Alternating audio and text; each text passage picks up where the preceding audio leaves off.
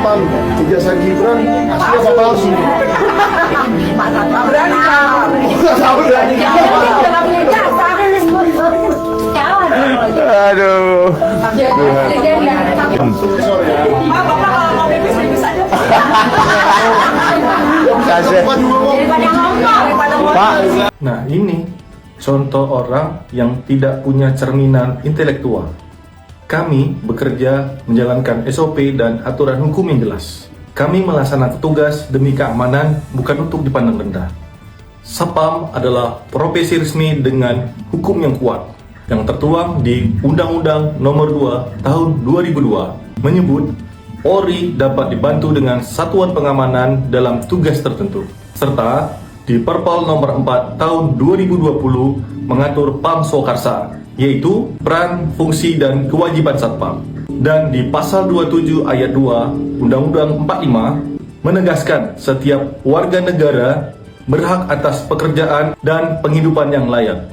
Menghina profesi sama aja merendahkan hak konstitusional bersama warga negara. Kami menjalankan SOP seperti turjawali, pelayanan, dan pengamanan, serta humanis tapi juga tegas. Di balik seragam ini, ada ayah, ada ibu, ada suami, dan anak yang lagi berjuang. Satpam bekerja bukan hanya demi keamanan orang lain, tapi juga demi senyum keluarga yang menanti di rumah. Dan ingat, kalau kita datang ke perusahaan, kantor, atau bahkan ke rumah orang lain, pasti yang kita bawa itu apa?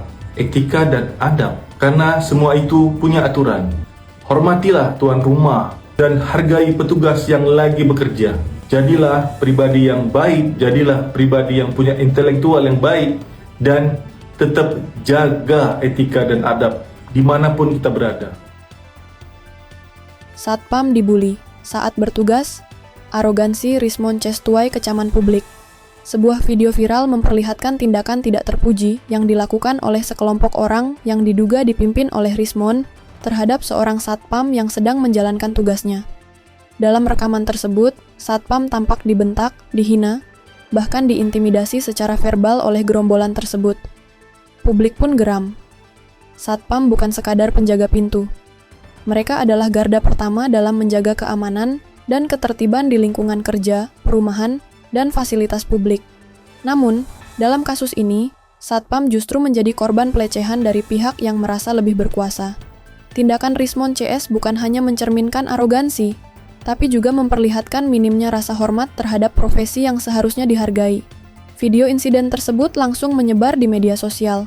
Netizen mengecam keras perlakuan Rismond TS, menyebutnya sebagai bentuk bullying dan pelecehan terhadap pekerja lapangan. Banyak yang menuntut agar pihak berwenang turun tangan dan memberikan sanksi tegas. Kasus ini memicu gelombang solidaritas dari berbagai kalangan. Serikat pekerja, aktivis sosial, dan tokoh masyarakat menyerukan agar pelaku dimintai pertanggungjawaban. Mereka juga mendorong kampanye nasional untuk menghormati profesi satpam dan menolak segala bentuk bullying.